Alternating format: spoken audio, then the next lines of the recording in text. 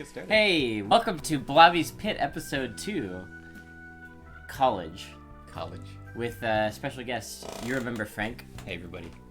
I'm Blobby, he, him pronouns. This is Frank, he, him pronouns. Do you want to introduce yourself and share your relationship with college, Frank? Yeah, sure. I'm Frank. I went to a private liberal arts school. CJ already talked about what it was, and everybody knows who you are on account of your theater persona, which is your actual person. Like my name? Right. So we can talk about that, the specific school that we went to. Oh, sure, yeah. Oh, right. Yeah, absolutely. Yeah. Well, yeah, so we could. We could drag Haverford through the mud if we want to. Right. Yeah, we went to Haverford. We went to Haverford, a school in Philadelphia, and we met on our freshman hall. And I studied sociology in school, and that was a transformative experience for me. And my relationship with college in general is that I'm really, really happy that I went to the specific college that I did to find the specific professor that I did. But ever since I've been out of college, I've been feeling less and less good about college as a concept, and my college in particular. Even though it's probably one of the best that there is, the whole system is so rotten. Yeah. I went to the same college, and I feel a very similar way. Before we continue, do you want to take our faces off the screen so we're not looking at us the whole time, or does it help for you to see yourself? Yeah, I'm cool with it. All right. So, Tron says he's got to get on a bus. We'll pop in and out. Okay. So I mentioned this because we have someone in chat who also went to college with us, and the three of us all met freshman year, actually. We just happened to get placed on the same hall together. Yeah, exactly. And, I know we look youthful and sprightly, but just so you have some idea, this was 2010 that we all met. Mm-hmm. Right. It's been a decade. It's been a decade, yeah. A decade... Yeah, it was a decade last September, right? Mm-hmm. So yeah, we met in college and we were our relationship was forged in the fires of higher education, and it lasted in a way that not really any of my other relationships from college did, except for the other person who lives with us right now, Sloppin' John. We also met that fine fellow in college. Mm-hmm. We met John sophomore year? Yes, that's right. Yeah, Tron, if you're still listening, you should let us know when you're here so that we can answer your question. Because it's a very good question. Yeah, so we got a question down the pipeline. Mm-hmm. So, in a way, we have, between the two of us, a very narrow breadth of experience with college because we both went to the same one. It was a liberal arts college, one of the high-end ones. Right. And that's a whole thing we could get into, is the hierarchy of colleges as well. Yeah, right. But nonetheless, I felt like it would be a good topic for us to get into, both because we have a shared history at this place and because we have come to a lot of revelations, I guess, about against college. Yeah, no, that's a Freudian slip. About college and about the college experience. Yeah. Wait, I was lowering it so that we would be on the same level. And then you lowered it. I was lowering it just to be closer to the mic. I like being lower. Okay.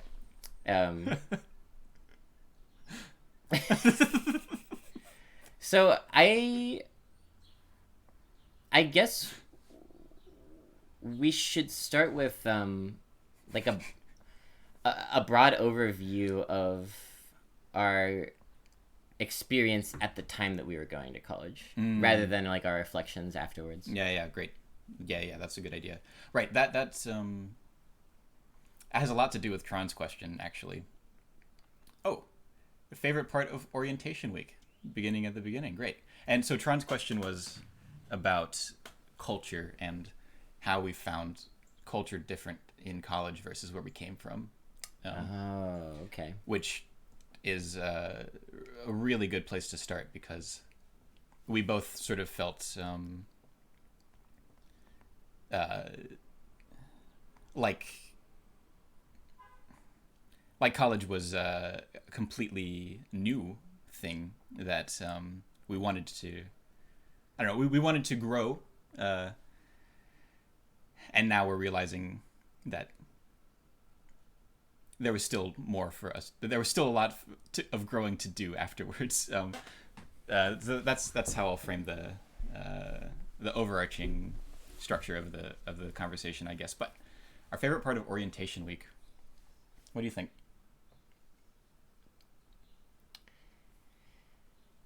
Oh boy. So I guess we should talk about, what was it called? Customs week? Well, it was called Customs Week. Something unique about Haverford is the way that they form the hierarchy of, like, customs is what we called it. But, like, basically RAs RAs were called CPs in our school, customs person, and they were responsible for taking care of all of us and also, like, well, everything really to do with the hall health. And the reason they were so responsible for all these things is because adults were kept out of the way at Haverford. Haverford did its best to keep police out when it came to issues of alcohol. Haverford did its best to keep teachers and administration authorities out when it came to, like, hall matters, and instead they just purported to give students the resources to take care of each other. So it was an accountability culture. Yeah, and that was almost good enough. But favorite part of orientation, I was so hesitant. Like, my parents had to do so much work to get me motivated to apply to colleges in the first place because I desperately wanted to leave where I was from. So all right, so Tron's original question was the cultural differences between where we're from and our college. Mm-hmm. And I'm from Kentucky, and I grew up in a very small town in Kentucky of about like 8,000, and it's the only city in the county, which is another like 8,000. So everybody who I ever met in elementary school I grew up with and I graduated with, and it's very conservative. Everybody who I knew went to church. Everybody who I knew thought that I was going to go to hell. And so that was my, like, high school character arc, was like coming to terms with religion in a way. And I desperately wanted to leave because I hated school, but I loved learning. And so coming to college, I expected to, like, be liberated from all of the ideological constraints that were on me in this very religious small town. And what we found were new ideological constraints that we didn't really realize for a while. But at the beginning, it was super, super great. So my favorite part of orientation week was meeting people who I didn't have to, like, I don't know, meeting people who were not from my small town. Pretty much. Exciting. It was so exciting. Yeah. Mm-hmm. I was in some ways the opposite of Frank in that everybody who I knew thought that I was going to heaven. Right. I was a very good suburban Christian boy. And me trying to be that and trying to continue to be that carried over into my time at college in a way that caused some cognitive dissonance at first, because it was an abutting of the culture that I grew up with that I hadn't disavowed in the same way that Frank did yet. And this new culture that I was awash in, this like liberal, progressive, like feminist culture, like I was just like learning how to think differently than the conservative mores that I was raised with. Right. And I had already rejected the conservative mores, and so I was like, I knew that I would find what I was looking for in college. Also because my parents met in college, and I had this like whole fantasy understanding of what college meant. Because they had told me about stories from when they met, and Dad had told me stories about his philosophy professors, and I was like, yeah, I'm going to go to college and I'm going to actually learn something instead of this bullshit of high school. I don't get to choose any of my classes. I don't get to choose anything that I do. I don't get to choose how I think about stuff. And that's what college was. That was the promise of college for me. Oh, that's so interesting. So college was like this fantasy projection for you, and it was for me too. But like, college as a concept was so much more repressed for me growing up. For I think a couple of reasons. One is that your parents met in college, and it was like you got the like love story angle of it. God, it was romantic. In like a fantasy way. Go ahead. Yeah. With my parents, it was sort of the inverse of that. My parents did meet in college, but they ran into like a lot of life events spiraling out of that, because they ended up having my older brother in college illegitimately, right? And so college for me growing up, it wasn't this like romantic fantasy. It was this thing that wasn't really talked about a lot. It was like, repressed. This taboo thing happened. My parents didn't like to like bring that up openly a whole lot. Additionally, in more conservative Christian cultures, college is seen as the enemy a lot of times. If anyone wants to see a perfect example of this, watch the film God's Not Dead. It's a really excellently terrible Christian film set in the student's first year at college, and he's pushing back against the professors who are trying to make him espouse atheist values. But the idea is that your kids are good Christian kids. Yeah, we watched it. CJ, my younger brother, is in chat, and we watched. Our mom actually had us watch this all together. I've seen it like 5 times more since then, but yeah, she got pissed at me for laughing. We both laughed, but anyway. And the idea is that you raise your kids to be moral Christians, and then they go off to college and they get brainwashed, and they come back atheists or liberals or Muslims, or I don't know what it is, something that's other than what you understand. And to me, that's a little bit fundamentalist Christianity telling on itself by saying that like higher education will corrupt you. So like being exposed to more things in the world will like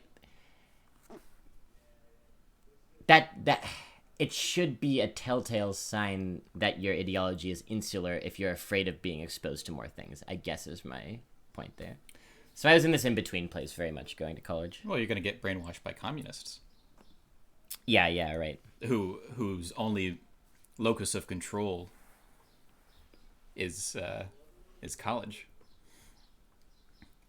Apparently. So that's right, CJ. Your laugh drowned his out. And I remember I think we were both sitting way in the back of the room in those comfy chairs. My favorite part of orientation week at the time was what was the name of this? It was the share everything thing. Mm-hmm. Yeah. Tron, do you remember? It was pluralism. Pluralism, yes, pluralism. Pluralism. This is a secret Haverford thing. Don't tell anyone. They stopped it. I'm not surprised. Yeah, right. It's traumatic, potentially. Mm-hmm. Pluralism was when, after several days of getting to know your hallmates, and like having fun times, going to orientations about fire safety, and like doing games on the field, you brought your hall to a private place, and then anybody could say whatever they wanted to about themselves, and anybody who spoke got the floor, and you could say anything about your history, your experience, anything that you wanted to say. Left very vague, but the tone and the aesthetic were almost ritualistic, because it was nighttime. You were gathered and told to come along without knowing where you were going or what you would do, and everyone sat in this hushed circle, candlelit. I think so. Candlelit, yeah. Uh-huh. And then just silence proceeds until somebody wants to share something, if they do. Right. It's a sort of a Quaker tradition. You sit silently until the silence compels you to speak. CJ, there was a huge debate about like whether it was good or not. But for us, in our freshman hall, it was a wonderful experience after all, because we had really, really good customs people. Mm-hmm. We had really good RAs. And they set it up well, and we had like we got lucky with the people that we were in the hall with.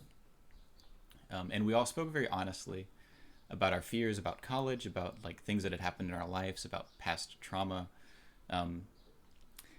And in our case, in our situation, it felt very good to share these things with people that we hadn't known well yet, but we had been growing close to in the past few days of coming to this new place and having a new experience. Yeah, at the time it was like one of the most meaningful experiences of my life, but like everything, given enough years of retrospect, I've become pretty skeptical about the implications of it, because you're essentially throwing a bunch of people who aren't kids anymore, but are the next oldest thing, into a room together, strangers, and asking them to be comfortable with sharing their like traumas in a way that trauma bonds them. That's exactly what it's for, trauma bonding. Tomikato says like the airport analogy. Yeah, pretty much. It's they're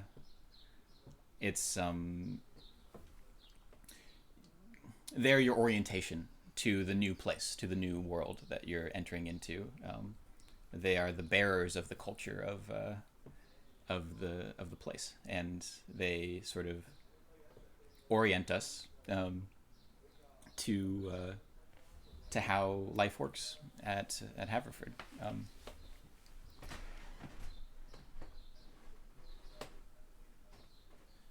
Ooh, that's a good question from CJ.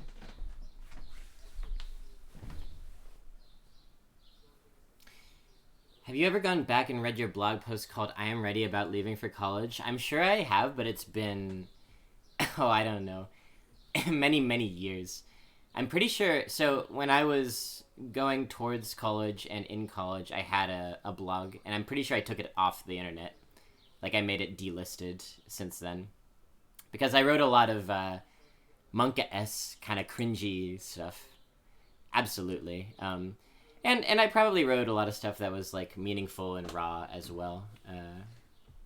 But def cringy now. Yeah, for sure. You want to? Okay. I don't remember very well the contents of it. It was just kind of sharing about my heart, from my heart, about like I'm ready to go to college or whatever.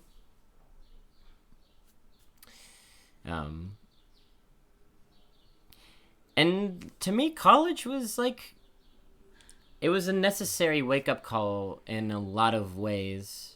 Tied it into Toy Story 3. Yeah, that's right. Mm-hmm. Yeah, Toy Story 3 was a time. I gesture to where chat usually is. Toy Story 3 came out 2010, the year that we were going to college. And it was also about Andy going to college, and it was my favorite movie growing up, and the first movie I saw in a movie theater. So it was this hugely meaningful landmark for me to see that and be on my way to this like new vista, you know. Toy Movie 3. Yeah. Yeah.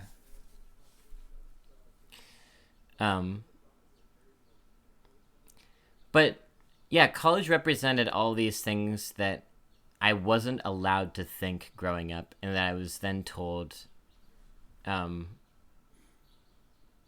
well, that I was then actually made to feel foolish for thinking and believing. And I would have used to frame that differently. I would have used to say I was given new ways of thinking about the world and was given permission to expand my horizons such that I could change the way that I saw things and better myself in that way. And these days, You're going away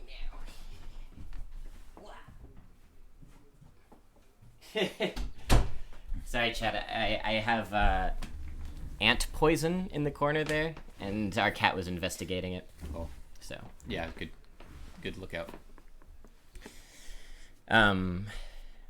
but I look back now and I see that college was also a monoculture in a lot of ways. And it made me disavow aspects of myself and where I came from and how I grew up that I have since come back around to embracing. And that's been an important part of my arc in the last 5 years or so. Yeah, right. College was both an escape from conservatism for both of us, but also a deep dive into classism, as most of the people who were at this college were not there with a lot of financial help. And you could tell, based on the clothes that everyone was wearing and the attitude that everybody had, there was a huge divide between the rich people and the not rich people. Yeah. So the monoculture at our particular college I would describe as woke before woke, I guess. Mostly white feminist, liberal, generally. Of course, it's a big campus and there's always exceptions. We actually went to a relatively small school, 1,200 students, but still big for us. And Right. And it's, to me, in the last few years of me really challenging, like, thanks to like people, the last few years of being challenged and challenging myself about preconceptions about race have led me to understand all the ways in which college was peak white feminism specifically, and not just a kind of a blanket good feminism. It was a white feminism that was not intersectional. And I think of that as the primary example of the many ways in which college fell short for us. Tamakato, what did you end up majoring in? Because I thought I was going to go learn about philosophy in college, but I ended up in sociology. Very close, honestly, in the departments that we had. But also, I'm interested in about your relationship with your dad in college. As the chair of the English department that you're majoring in. Tamakato says he took the path of least resistance through college because his dad was the chair of the English department there. Right. My dad was the principal of my high school and my elementary school, so I can relate to that. Not so close. Yeah, not so close. Yeah, but about the culture of college, right? So it's been 6 years since we graduated, which the past several years I've thought of college as like the last thing that I did. 7 now. Well, right. Yeah, it ain't the last thing we did anymore, huh? Yeah, right. And like what I am now, right after college, what I thought that I was someone who had just gone to college and is now going to do something else. But since then, the last thing that I've done is something different than college. So now that there's 2 eras in between instead of just the one, there's a lot more reflection that's able to be given to it. Because college for me was pretty traumatic in some ways. No major reference for the past 6 years. Yeah, right. Time is a symptom of like what you're doing and how your life is changing. Just because a lot of time has passed doesn't mean that the era has changed in your life. I've learned so much since college, and part of my realizing about the like classism inherent in college came from studying sociology, which was immensely useful for understanding the world for me, but also working at the dining center. I worked all 4 years as like a dish runner, like a dish room worker, and really anything else, a server, back in the kitchen. And then I actually worked at my college's dining center for 2 years after that, full time. And I learned so much more from the working class people who worked at the dining center than I did from so many different classes. You spend so much money on each class in college, and most of them are bad. Most of them are like either completely missing the point of the discipline, or taught by apathetic people, or the most basic boring readings you could think of, or like and I deeply value the good classes that I found, and there were quite a few of them. I got lucky in that way, but the like, and I don't want to like, you know, put all of value on money value, but like the money value to education value that you actually receive, there's a huge gap there. Yeah, Tamakato, great point. Professors are not always teachers, and there's this like really very very stupid structure of research publishing that professors like are obligated to keep up with, but professors are not obligated to keep up with any sort of like teaching education theory. Like so many professors are just involved in their research, have no idea how to actually teach, which is a whole discipline of itself, teaching people how to teach other people. The education course that I took is one of the best courses that I took at Haverford, actually. I almost took that one. Something bureaucratic kept me from it. Like I had to have something that I didn't, some course, or I had to like, maybe it was that I didn't want to go into the city and teach. That might have been it. Yeah. You had to go shadow a teacher in some school. That made me very anxious to think about. Yeah, taking the train and going into a completely new place and just being there and being around kids who are like unsure why you're there. Of course, that happens to kids all the time. The institutions just subject them to whatever it is that happens at that institution. But yeah. But yeah, great point. There are so many professors who have no idea how to actually teach their ideas, construct knowledge in the classroom. Although it's not as if trained teachers in like high schools or whatever do. Well, that's true. Right. But my professor that I found, I took 11 credits with this professor. You still don't understand SEPTA? That was our public transportation in Philadelphia. Yeah, right. My professor, who I walked into his sociology course because psychology was all filled up, which is so funny to me. Oh, you were almost corrupted by psychology. Well, I mean, I did take that psychology course eventually, and it was just the same psychology course that I took in high school, and I was very disappointed with it. But psychology was full up. I was like, okay, sociology is kind of like psychology. And I walked into this classroom, and this fellow with glasses, which made his eyes look so small. His eyes were tiny, and he was this old guy, and he was like sitting there hunched over at the desk, this huge table that we were in. And this classroom is at the basement of an auditorium, and so you like walk in, you're not sure where you're going. And this was like spooky lighting, and some of the lights are off, and you walk through, and there's this like one door that sticks that you open up, and like this must be the classroom, and you walk in, and immediately I knew that this fellow was the most like rigorous, most intellectual, most like professorly person that I'd ever met personally in my entire life.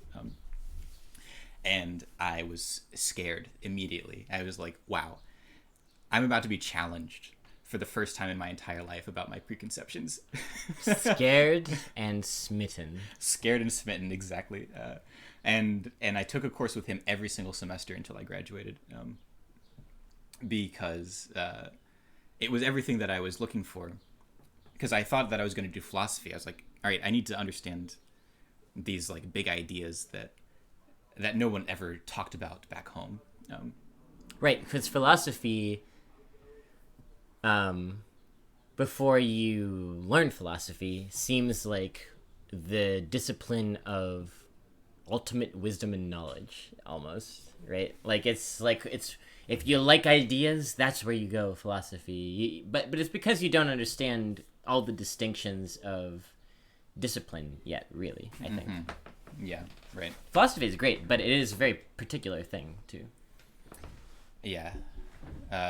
Tamakato's dad eventually was a teacher for teachers. That's really cool. I think that every institution should have, like, someone whose job it is to help everybody else there do better, like, to learn. Like, if professors tend to think that continuing to learn means, like, keeping up with the research, which is very important, but they also need to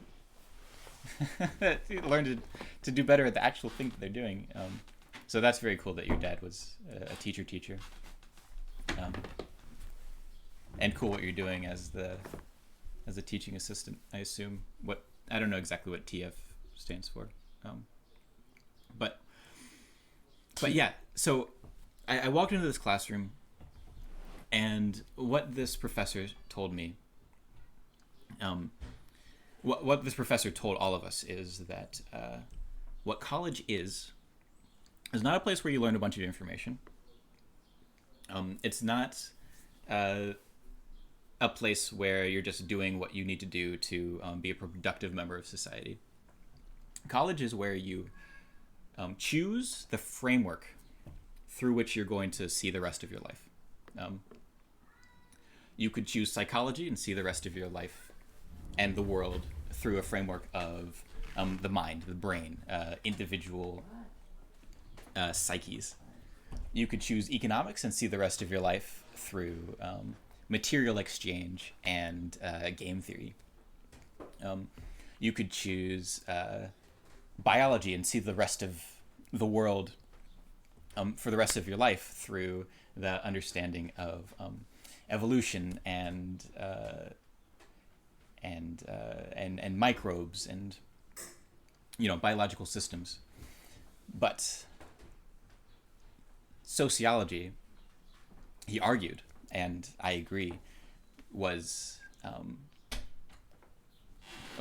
for me it was exactly the framework through which that I wanted to see the rest of my life, because it wasn't just about the individual psychology, just the individual mind, and it wasn't just about the economics. It wasn't just about like rational maximizing and getting the best that you can under capitalism. It was about society. It was about culture. It was about why we learn the things that we learn in the first place. It was about understanding religion. For me, religion was like the main topic of my angst and worry and interest growing up in a place where everybody believed in God except for me. And there's a key distinction here that we should hammer home, which is that sociology, as described by Frank here and as taught by this fellow, is an education about the frameworks that we use to understand the world, not just a gaining of information. Right. And this, to me, is what all of college should be. It should be a deep analysis of the frameworks that we are bringing to all these disciplines and to our entire lives so that we can better learn how to learn going forward. Right. That's the only thing that I can imagine college being useful for, because if it's really about information or knowledge, as some people would think information, we can Google that shit. Right. You know? But the problem with Googling that shit is you don't always know what to believe. And that's when, like, understanding the frameworks, the ideologies that we use comes into play. But most of college, unfortunately, is not that. I had a similar, like, arc of revelation in my theater education in college. I learned a lot of theater at Bryn Mawr College that was much more about challenging and analyzing all of our preconceptions, our frameworks, and then using those to build something together, rather than just learning acting, learning writing, learning directing, or whatever. Yeah. In my education course, we read a book by Paulo Freire called, what was it called? Pedagogy of Freedom. And in that book, he argues that knowledge, we misunderstand knowledge, and we misunderstand what learning is. He describes the model that we think ideologically what learning is as a banking method. Teachers say the fact, and then you take the fact and you put it in your brain and you bank it away.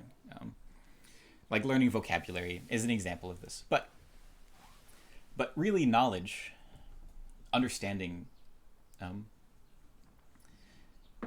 is construction, he says. Knowledge is something that is constructed through interaction with other people.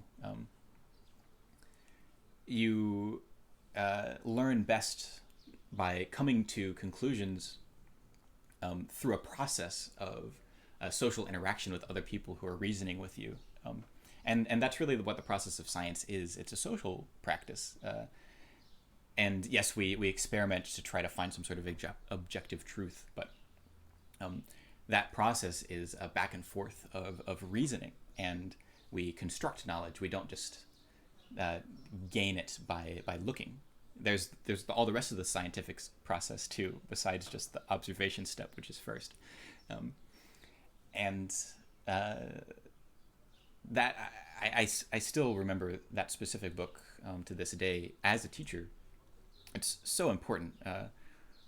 Kids learn through play, and they don't learn through you sitting them down and disciplining them to memorize some shit. Yeah, and CJ saying how pissed off he is that he got a marketing degree that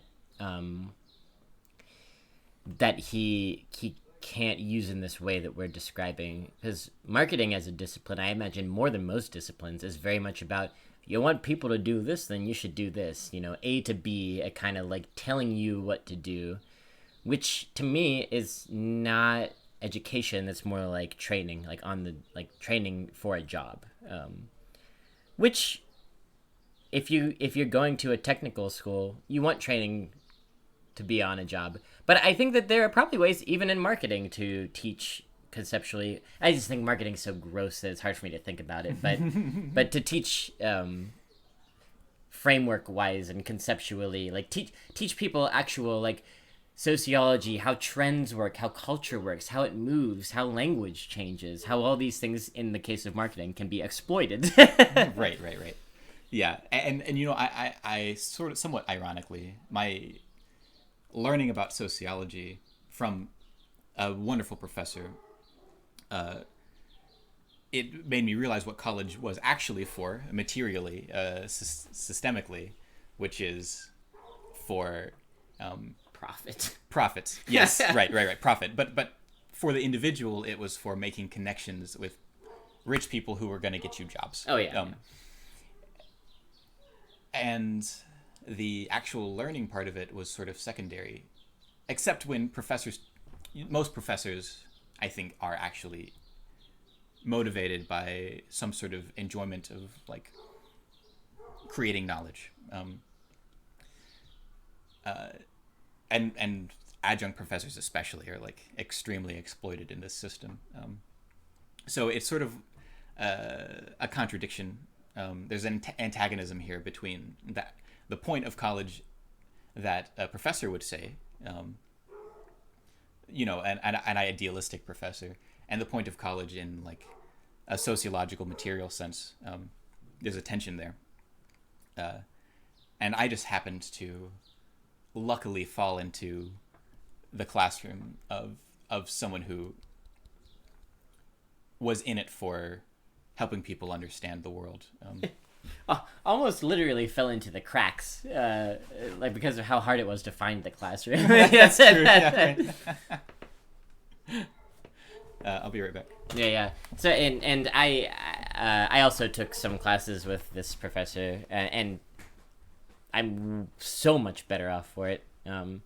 But sociology wasn't my major. My major was actually English. And I had a couple English professors that expanded my horizons in important ways. And like I said, many experiences in theater that did this for me.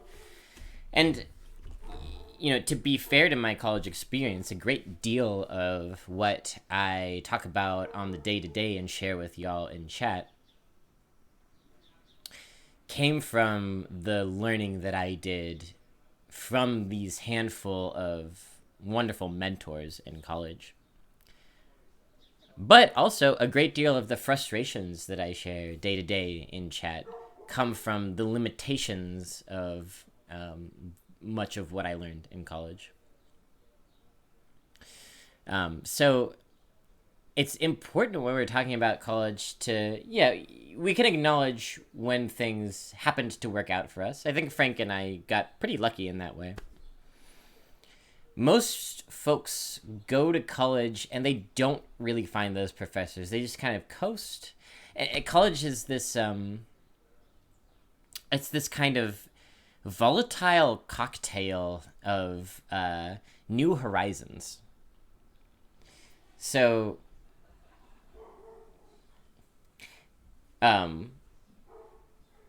people go to college to party, for example, right? So for me, I'm talking about how I was exposed to a lot of cultures that were beyond what I grew up with. For a lot of people, it's like, oh, I wasn't allowed to do. This is the first time that I've had agency in my life, so I'm going to use that agency to get drunk, to party, to have sex, get high, and there's nothing wrong with any of those things in a vacuum, but when there is this immense pressure and everyone around you is experiencing this kind of feverish liberation at the same time, it can lead to a pretty volatile environment. And a lot of the nightlife, partying, etc. of college,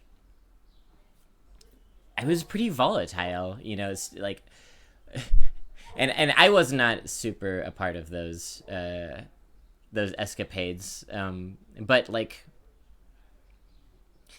there's almost this desperate yearning to escape something that has to do with going to college. You're literally moving away from the place that you grew up in, and so I don't know. I think college as escape, it creates this kind of this fricassee, this tension, this I'm gonna go balls to the wall,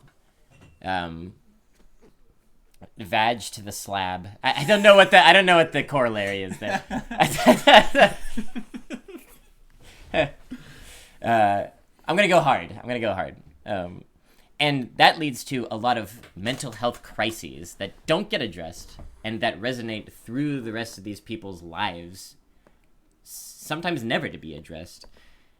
And I think that in addition to having poor support for mental health, there's also a lot of poor support for educational health. You get dumped on with readings in college as well, and projects and etc. And if you're not in a great place for that, there can be a lot of external pressure that can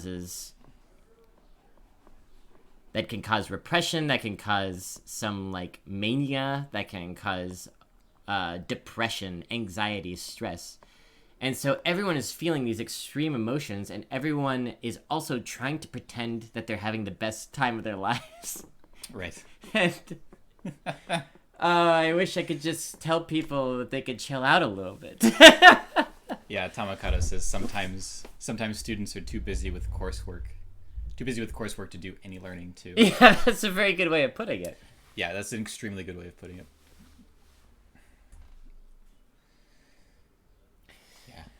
Yeah, so and I will stray far from the details, but we became CPs ourselves our second year. This was kind of our arc. We had such a good time with our hall and with our customs people that we were like, well, we want to fulfill that role for other folks. Yeah, right. And in that process, that's when we became best friends. Yeah, right. So we were like, hey, you want to do this together? Yeah, I think we should do this together. And we felt great about it, and we did the requisite prep. We tried to make as great of an environment as possible. Our hall arrived, and it was, I don't want to say a complete disaster. No, it wasn't a disaster. But it was not as we imagined it would be. A lot of people in our hall were a little at odds with us, I guess. Maybe not a lot of them, but some of them. And there was not the same bond that we'd experienced the year before. And there was also us being put in this position of authority and us trying to try to do our best. Right. Spread us very thin because we had to deal with mental health situations that A, we weren't trained or equipped for. And B, we didn't get any help for as much as we asked for it from the requisite authorities. Right. So this is the year that we realized, or that we lived the experience that helped us realize that the structure of the school was one of exploiting slightly older students to take care of the younger students. And unlike most RAs in schools, we did not get paid by the institution. And this created a situation where, on the one hand, we were not obligated to turn anybody in for drinking or something like that. But on the other hand, we were incredibly obligated, without any compensation, to do all this extra work, especially emotional work, in helping people survive this entirely new experience, and process the trauma that they weren't processing in their old homes.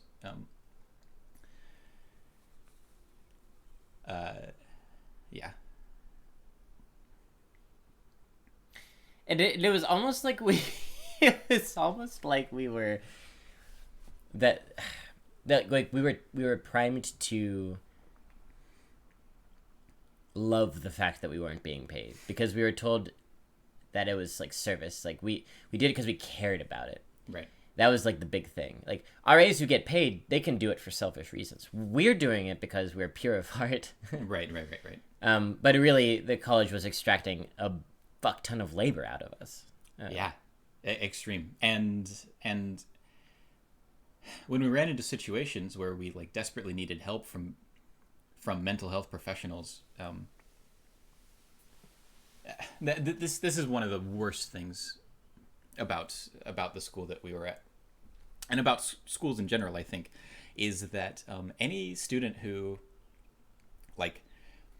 was facing issues, maybe it was ADHD, and they couldn't write their papers and their professors didn't understand why, or maybe it was extreme anxiety about coursework, or maybe it was about some sort of trauma of their past.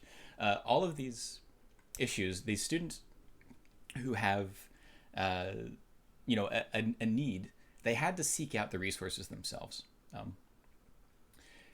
As CPs, we had all the resources on a sheet of paper. We put posters on the walls. We tried to tell people what resources were there, but your own mental health was your responsibility ultimately. And that ended up being our responsibility because, well, if you're in a deep enough situation, you can't advocate for yourself, and you can't figure out what it is that you need, and it was very, very hard.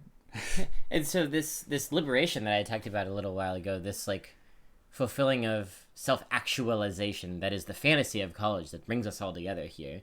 We're bringing so many diverse individuals into this place where you can all self-actualize together. This fantasy is punctured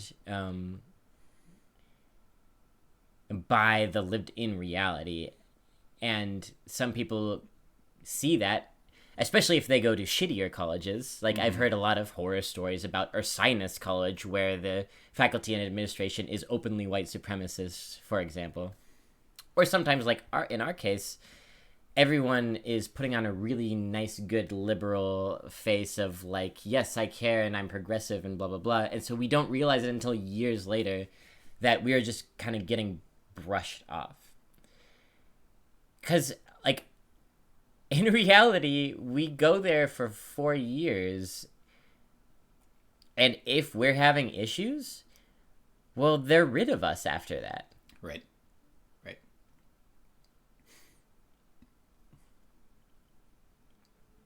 And I think that in the years after graduating and being flooded with emails asking for donations, please give us the money, please. You had such a great time here, help others do so, and learning more structurally about our society and how college works, and how college is like a barrier for the underclass, and how it is a this like force of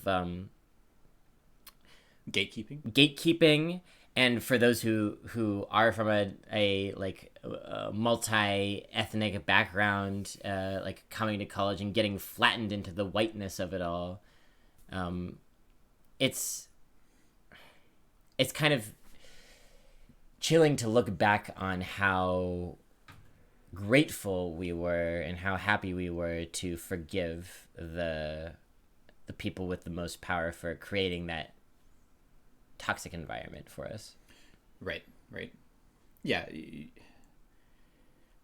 If you look at it, you realize that most, like, of the top 10, for example, and more, of the best private colleges are essentially a hedge fund with a school attached, like a zit. Well, here's the thing I learned. Your donations, if you're not rich, don't matter. Your donations, if you're not giving thousands and thousands of dollars, are completely irrelevant to the functionality of the school.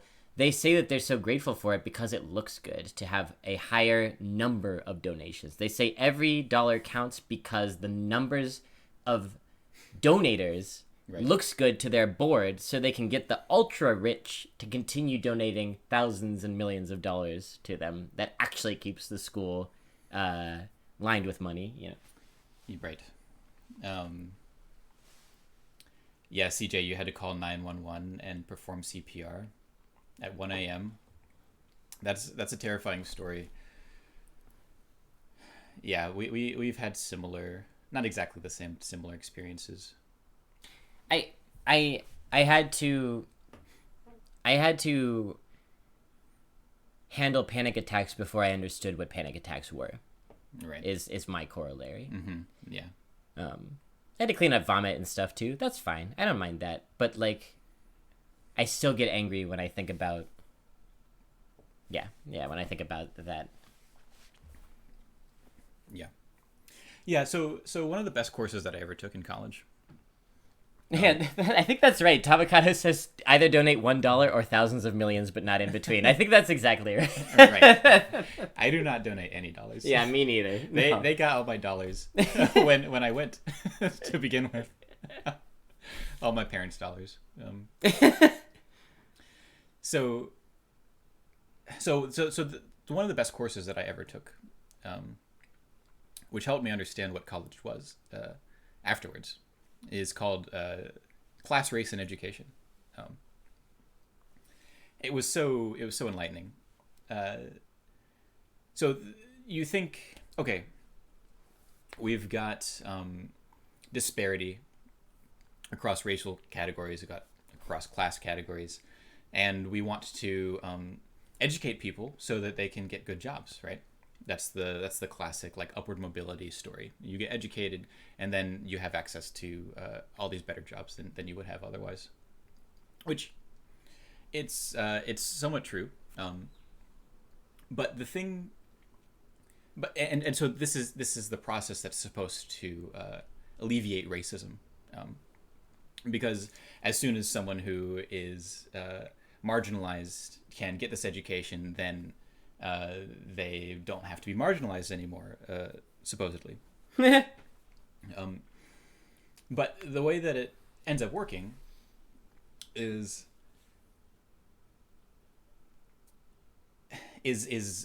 counter to that ethos. It's not a value that is properly implemented.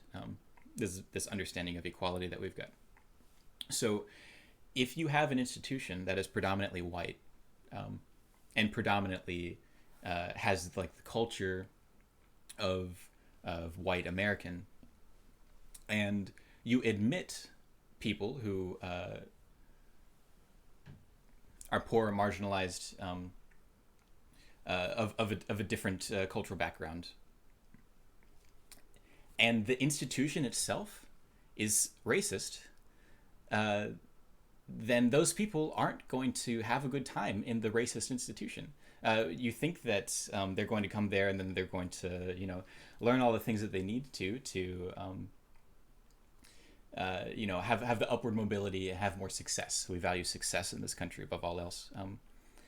But if the institution itself is racist structurally, then those people aren't actually going to get the value that the institution gives to the white students. Best case scenario, they learn to be white really well, and that is an eradication of their heritage and their culture and their background and their humanity. Right. I recently read a chilling article written by a friend and theater collaborator of mine about their experience at, I want to say, Princeton, graduate school, some theater related program, in which this is a black non-binary person. They, because of their what's the word that they comport? What's the word? Comport, is that a word? I don't know. Because of their behavior. Mm-hmm. Comportment? Comportment, yeah. Because of their comportment in a classroom environment, they were accused institutionally of racism against white people. And they basically went on trial, whatever the college version of trial was. And they were driven out of the program. They ended up quitting, but that's like... So the institution gets to point and say, hey, they quit, that's not on us, but they were driven out of the program. Right. Yes. For challenging white teachers, teaching white supremacy under the guise of African American studies or whatever it is. Yeah. Hey, Q Don Q, it's good to see you. Yeah, Kudonk, have a good night. Hey, ISO. Yeah, behavior. And like, how can you, even if you make yourself as pliable as possible and you get through it and you get the connections and you get the opportunities, you've disavowed an important part of yourself. Right. So how can you expect any form of ultimate social equality to happen under a system like this? Right. Yeah, exactly. Yeah. And so my professor, the sociology professor, spoke about how hard it was when he had a black student in his office, because there was a contradiction here.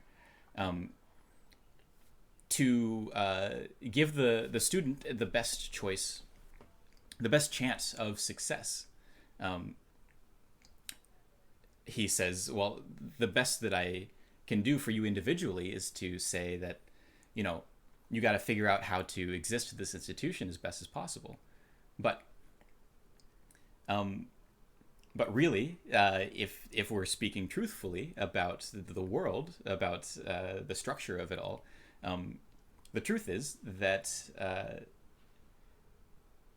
that's the or you could be true to yourself and try to like fight these institutional pressures, but that's going to end up with the individual suffering, even if it progresses some sort of like small inch forward to societal change. And so essentially the first people who are admitted into these white institutions are all guinea pigs. And their presence there hopefully helps the institution like learn about how to do better. But they are individually subjected to the full force of the racism structurally. I so says I behave like myself and I can't be myself. Yeah, that harkens back to our discussion a couple of weeks ago on the first episode of The Pit about Twitch and identity. Mm-hmm. It is hard even in a place like Twitch to resolve these tensions of identity. We had some folks on that episode talking about like, yeah, I often keep quiet as a Black person on Twitch because I'm so nervous to enter these spaces, or like talking about how hard it is to create an identity for ourselves. Imagine and how much harder it is in such a heavily regulated environment like college. Mm-hmm. Yeah, and that pressure of individualizing the problem to the student was pretty much universal. Like no matter what issue that you were having, the college would eventually be like, okay, well you can like take a semester off or you can quit. You could fuck off, basically. Right. like we aren't responsible for your depression. That's on you. You can go do something. We'll see about your scholarship money. Oh, it's so like, and it's so sinister because at the time, in the soup of it all, you think, yeah, I really need to get my shit together. That's the dominating thought. Right. Not once in my time there. There were times that I thought, man, I wish this person in the administration did better. But not once did I think, like, we need to overhaul this administration because it's, like, structurally doing all these things to us. Like, when you're in it, you are heavily individualized to think that it's on you to figure out your shit, or it's on you to help other people do so. It's not on us. We're not culpable, and we're providing you with the freedom, which writ large is kind of the lie behind America in general. Is like, we're providing you with the freedom to do. It's not on us if you don't have food. Work harder. Right. You know? Lie to yourself or fuck off. Yes, exactly. Yeah, and my girlfriend at the time was having huge issues with school. Anxiety and ADHD, and professors who had no idea how to help someone with anxiety and ADHD write papers.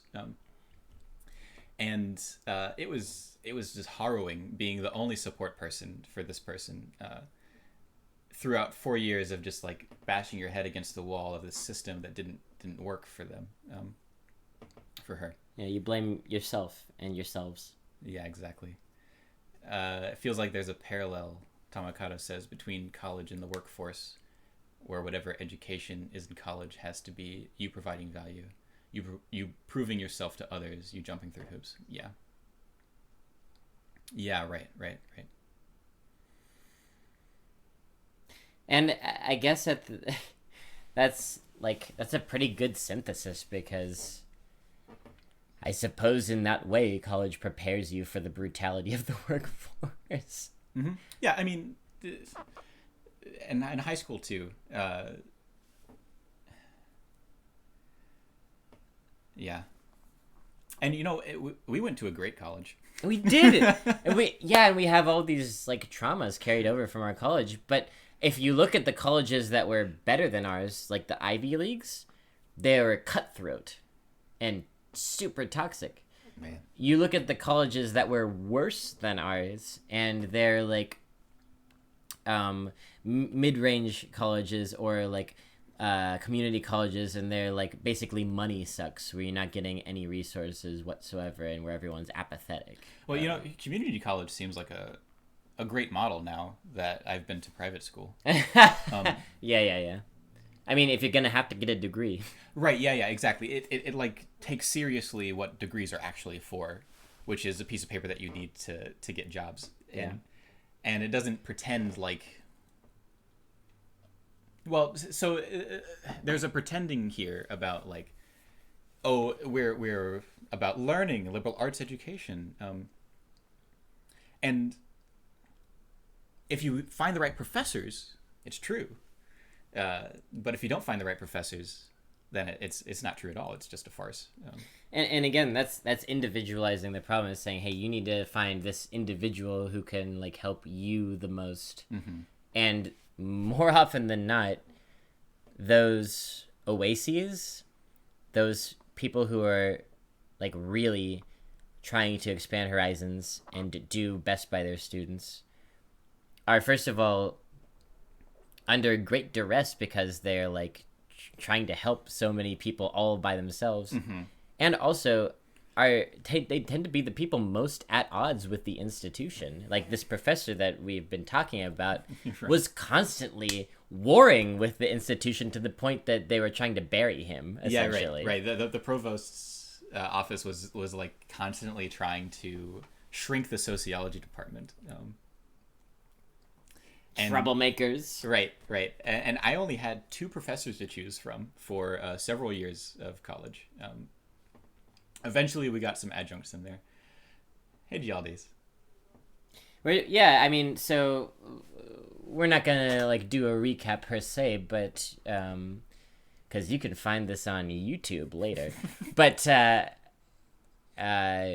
it's like the way that colleges and universities, and in our perspective is American, the way that colleges and universities, but it could be generalizable, are money sucks that are structurally racist, that are structurally classist, that are kind of like Institutions for gatekeeping. Yeah, almost vampiric. Ooh, yes. Hi, YouTube, says CJ. Your comment's not on the screen, but I appreciate the sentiment. Hi, YouTube. Yeah, so I'm interested because like we have a very specific a very specific, singular college orientation, because we went to the same one, and it's one that's not like most colleges, even though it is like most colleges in its structure ultimately. So I'm interested. We know a little bit about Tamakato's college experience and CJ's, but if anyone in chat has a specific college experience, or if anyone in chat hasn't gone to college and like wants to talk about that, what they understand college to be useful for or not, or anything, I'm really interested to hear other people's experiences. Yeah, we'll probably wrap up soonish, so now is a good time to get any final questions or insights or anecdotes in. So let's talk about our time since college and what we've learned. Mm-hmm. I mean, we've been talking about like our critiques of college that we've learned, but I want to talk about just like all the growing up that I feel like I've done since being grown, quote unquote. I mean, as a kid, you look at high schoolers and you think, wow, those are adults. Mm-hmm. and then in high school, you're like, wow, once I get to college, I'll have freedom and I'll be able to like figure out who I am. And then, you think like you understand some stuff, but you never stop growing and learning. And I feel so much more comfortable with myself than I did during college, and especially before. I feel like I've come to like a settled a settling point in my growth, my understanding about the world. It's not that I feel like I'm done learning at all, but I don't feel the anxiety of like trying to figure out who I am anymore. I think that, I think that for me, it's a synthesis of the Hegelian model. So the basic gloss of Hegelian synthesis is that you have, how does it go? You have synthesis. What is it? Okay. Anti and then synthesis, right? Yeah, What's the first one? But this is like a misreading of Hegel. Yeah, but like I don't know. It's okay. Well, then what's the real the real deal? All right. So we're talking about Hegelian dialectics, and this is understanding of knowledge as being generated through oppositions. And so someone says, "Well, I think it's like this." When we're in high school, we're like, "Well, I think that I hate this town, and I want to go learn about stuff in college. I'm going to learn about philosophy and understand the world." But then there's a negation of that. So you go to college and you negate everything that you learned in high school. You're like, okay, all right. God is dead. No. That's just the movie we were talking about. He's surely alive. He's surely alive. You're like, okay. Everything that I knew back then, it was conservative and wrong, and I'm bad. And I'm bad, right? Bad. I gotta think gooder. Yeah, exactly. But then, who killed God? Us. We did. I'll get to the Nietzsche in a minute, but now we're on Hegel. Okay. I shot the God, but I did not shoot the deputy. Anyway. So you learn a negation of what you used to believe, right? Okay, it's not like that. It's like this now. But then the next, but then you learn more, right? You negate the negation itself. And so dialectics, for Hegel, this construction of knowledge is this continuing process, and this is how history happens. This continuing process of rejecting previous ideas and positing new ones, and then negating that negation of the original idea to find something new. And it's often told in such a way that, all right, you've got the thesis, you've got the antithesis, and then you find some synthesis, which is not just a combination between the two, but some sort of like relationship that the two have together that you understand is the real thing. The contradiction itself is the truth of it. After all, there's antagonism built into the idea or built into the social structure that is the truth of it. It's not just one way or the other. And so there's what we understood ourselves to be in high school. There's the negation of that in college. And now we're past college and we're realizing that, well, you know what, that's not exactly the truth of the matter after all. And so this whole conversation that we've been having is sort of the negation of the negation, which is our coming to terms with how college wasn't the be-all, end-all of our growth and understanding of the world. Right. That. That's how it was for me. And the way that I frame it often on the day-to-day in chat is that I was raised conservative. I learned to be liberal in college, and I have since become a nasty leftist. And that's an oversimplification, of course, and it's like jamming it into these political categories. But the broad truth of it still stands, that I was taught one side of two. I learned, actually, I'm the other side of two. And then beyond that, I learned, oh my God, there's not two sides. What was I thinking that whole time? You know? Right. Yeah, exactly. The opposition that you see between liberals and conservatives, or Republicans and Democrats, you realize that opposition is a false one. And that there's actually a different, more important antagonism that is repressed with the talking up of this other opposition. And so like a lot of small town conservatives from Kentucky, where I'm from, think that if you go to college somewhere far away from home, you're gonna get taught a bunch of like communism. But then you go to college and you realize that the professors aren't even communists. They're just regular liberals. And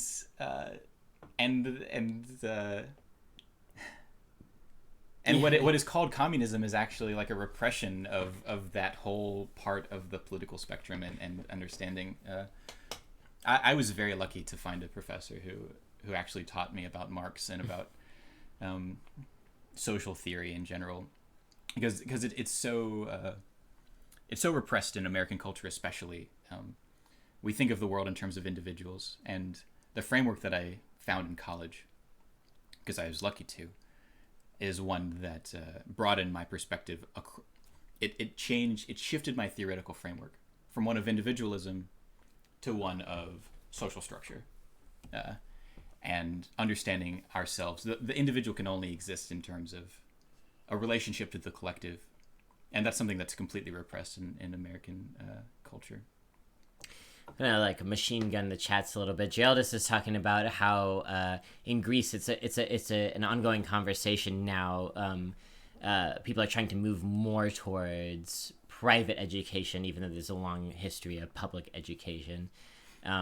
I used to have different ideas about that, but now I think that's danger zone. I don't trust private jack shit these days. No, right. Tamakata is saying, pros, the private school lets you drink at social gatherings. Yeah. Cons somehow insanely disorganized despite a facade of prestige. That facade of prestige is the most important thing to private colleges. Make no mistake about that. That's for sure. Yeah. And it is shocking to... And our friend who got dicked over by Haverford couldn't complete their degree and is now finally trying to complete their degree because they need the piece of paper to get a job, is currently getting dicked over by Drexel because of a complete disorganization that could be cleared up with a simple email back and forth in like 2 seconds, right? But everyone is just stringing everyone along. Yeah. Not only is he like extremely qualified for whatever jobs that he's been applying to, they have rejected him because he doesn't have the piece of paper that he needs. Not only that, but when he goes to get the piece of paper that he needs, they make him do this course that he's already done and has taught people how to do in his job, doing this exact same thing in computer science. And he's been trying to get a conversation with the department head for weeks before the semester even started. He's been trying to get this conversation about like, I don't need to take this class. I already know all this stuff. You should give me, a different course. And it wasn't until 2 weeks into the semester that he got this conversation with the department head. And the department head is like, sorry. Yeah. ISO says, in high school, you think that it is black and white. Right, that's how they teach you. Because you gotta say facts on tests. Hegel teaches you there's a gray where the truth is. That's like that's a simplification, but a pretty spot on one, I think. Gialdis is talking about, theoretically, you're always being taught that there's not one truth or state of things, but practically institutions adopt a one truth sort of mentality, right? Because that is the economics of institutions. That's where the profit margin lies. And Gialdis says, about Marxism and the left, at least from what I understand, there's not a solid foundation and representation of the left in America. Even here in Greece, the Communist Party was legalized in 1974. An anti-communist ethos has always been strong. The left has more historical and well-rooted base. Yeah. So that's very, very true. The left in United States mainstream politics is right of center on a global scale. Yeah, absolutely. And even the like far left in the United States is sometimes anti-Marxist, which is incredibly frustrating for me. It's much more popular to be anarchist than Marxist in the United States.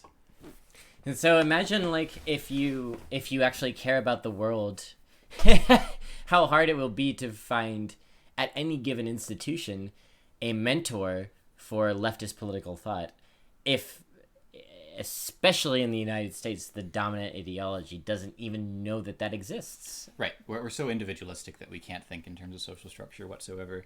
And if you do, essentially you have to spend so much time like working through misconceptions about what that means. Right. Kids in Cages is a platform for every party in the United States. A really good quote that I remember. I don't remember who said this quote, but they were talking about the difference between the political parties in the United States versus China. China has a one-party state, right? And they say, the United States has a one-party state as well, but in typical American extravagance, they have two of them. Yeah. That sounds like a Zizek quote, but no, it's a quote that Zizek repeated from somebody else. Okay, I see. Well, there you go. Sounds like a quote Zizek would like. Yeah. So, like, kind of bringing this to a close. Like, where I found myself since college is at first loving what college did for me. Like, oh my god, I learned so much, which I did. Yeah. But I was blind to the things that I was supposed to be blind to in college. And that's ideology for you. You can learn so much within the framework that you're given. Hey, Guy Will Gamble. You can learn so much within the framework that you're given, and still it can be entirely inadequate. Right. For a deeper and more liberatory understanding of the world. You didn't go to your graduation, Tamakato? Yeah, I knew people who boycotted their graduation, and I definitely sympathize with them. It was a bullshit ceremony. I didn't like it.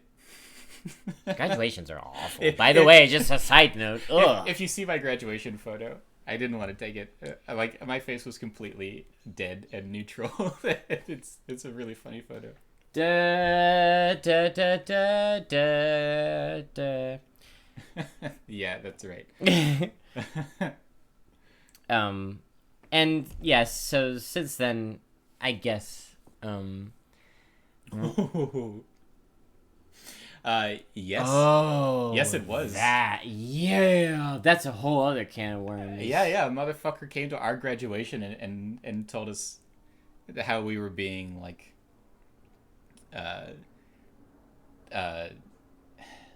how we were, like, so privileged and being so, like, ungrateful for a particular type of protest that students were doing against a speaker who came to campus. It was very insulting. All the parents clapped when he was, like, chastising the students too. It was it really like underscored what the point of our private liberal arts education and institution was for. There were some students who like stood and turned their backs to the speaker. I remember. Guy Will Gamble says, my college experience was fucking awful. I worked a full-time job a couple hours away and fucked off my credit to pay for books, all to lose my scholarship and have to further mess up my credit paying for school. Oh my god. That sounds terrible, Guy. I'm so sorry.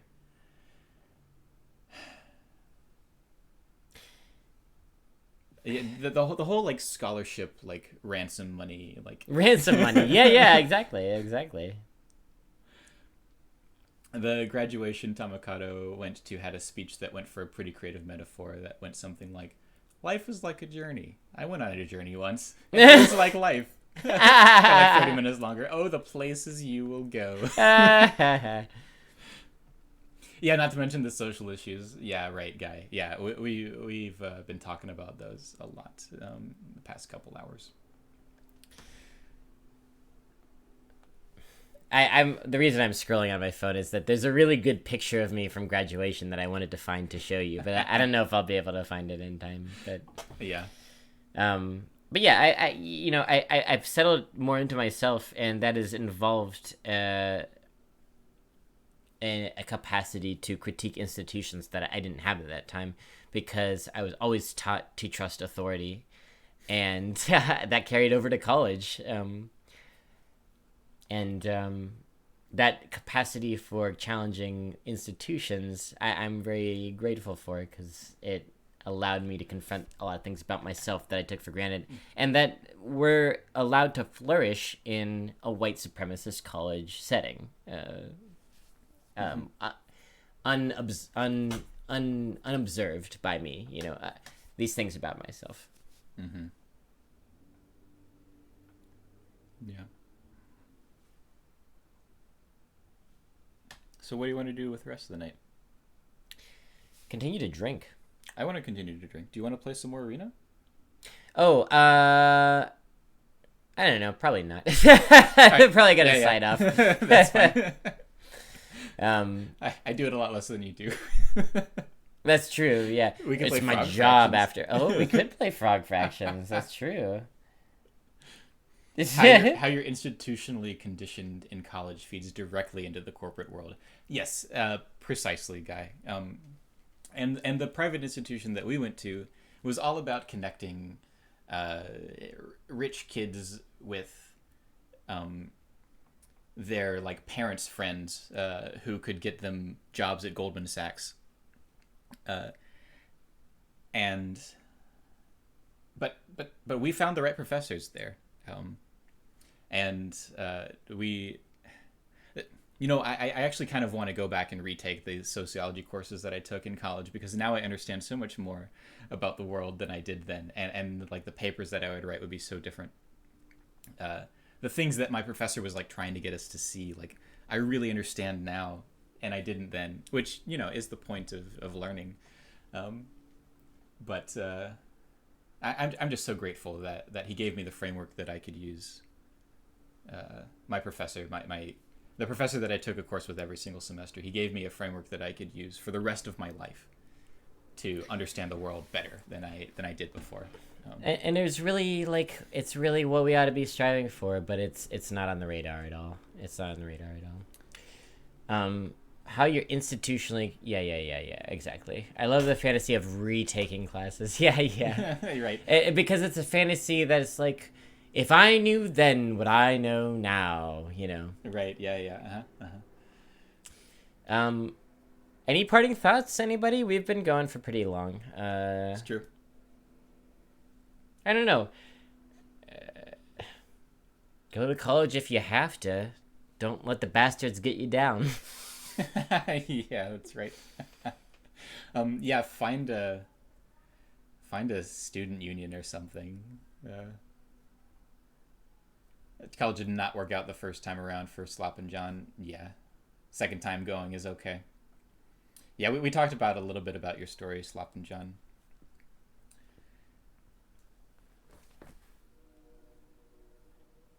Yeah, Tamakato, being bored is the easiest way to not be invested in your classes and get bad grades. I totally agree. That's a good way of putting it. Was it a good conversation that you were having with your colleague about work office stuff? A whole other blobby pit about the office? Oh, yeah, for sure. Yeah, best show on television. That Michael, so funny. Oh, my God. All right, I think we can wrap it up there. I found the image, so I'll leave you with this image from my graduation ceremony. Do I have an outro for Blobby's Pit? No, not really. This is Frank. You find him on the channel. All right, here it is. This is what we got. What do we got there?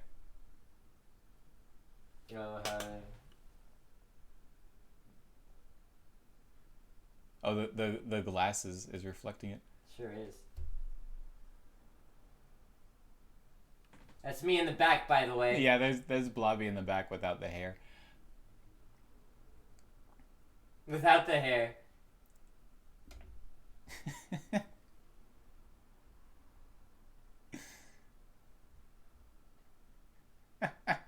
Who's this individual that we're putting on blast with a thumbs up? I don't know, but they deserve it.